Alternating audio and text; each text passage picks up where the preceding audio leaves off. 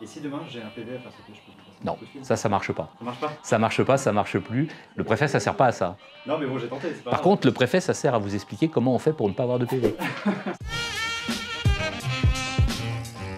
Salut, je m'appelle Philippe Chopin, je suis le nouveau préfet du Puy-de-Dôme et je viens parler un petit peu avec vous de mon métier et puis de quelques dossiers importants pour le gouvernement.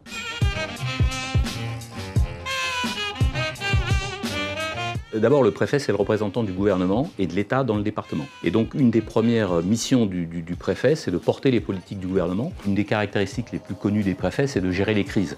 Justement, en ce moment, on a une crise Covid, ça n'échappera à personne. Donc le préfet est au premier plan avec l'ARS et d'autres partenaires pour gérer la crise. On travaille beaucoup avec les maires.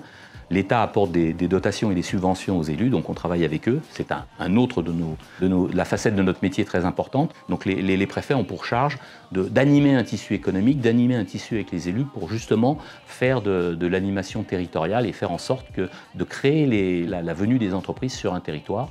Ensuite, on garantit les libertés publiques, on fait appliquer les lois, on veille à l'application des lois. Il y a aussi un rôle qui est tout nouveau maintenant depuis quelques années, c'est un rôle de médiation. Le préfet est nommé par le pouvoir politique mais n'est pas un homme politique. Et cette neutralité de l'État, ça fait qu'on peut mettre autour de la table chez le préfet, autour de la table à la préfecture, des gens qui ne s'entendent pas pour régler des différends. Voilà grosso modo ce qu'est le rôle d'un préfet dans un département.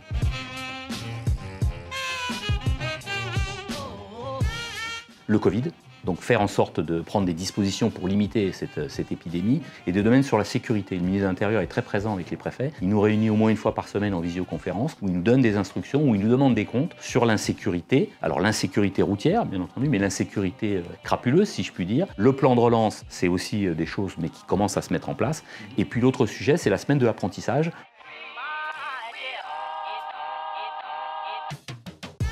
L'apprentissage, c'est le domaine de l'excellence, une manière pour les jeunes qui sont au chômage de trouver du travail et d'apprendre un métier en alternance. On est en train de changer la mentalité des parents notamment, qui avaient trop tendance par les années avant, penser que l'apprentissage, c'est quand on ne réussissait pas dans le secteur normal. Il y a même maintenant des jeunes qui sont dans le secteur traditionnel, qui vont ensuite vers l'apprentissage pour avoir un métier, pour faire des choses plus concrètes. Et puis surtout, l'apprentissage, ça va du CAP jusqu'à des diplômes dans l'université. Au bout de 7 mois, un jeune qui sort d'apprentissage, diplôme en poche, il est sûr de trouver du travail dans 70% des cas. Les 30% restants, c'est dans les 3 ans qui viennent qu'il trouve un emploi pérenne, un emploi ancré sur le territoire, un emploi qui ne se délocalise pas, et c'est quelque chose de très important. Ce qu'il faut, c'est être curieux, aller vers les autres. Il y a des solutions pour les jeunes, pour les amener vers l'excellence, pour les amener à apprendre un métier. Moi, si j'ai un conseil à donner, qui vaut pour la vie personnelle et la vie professionnelle, il ne faut jamais rester statique. Soyez actifs, soyez les propres acteurs de votre propre vie.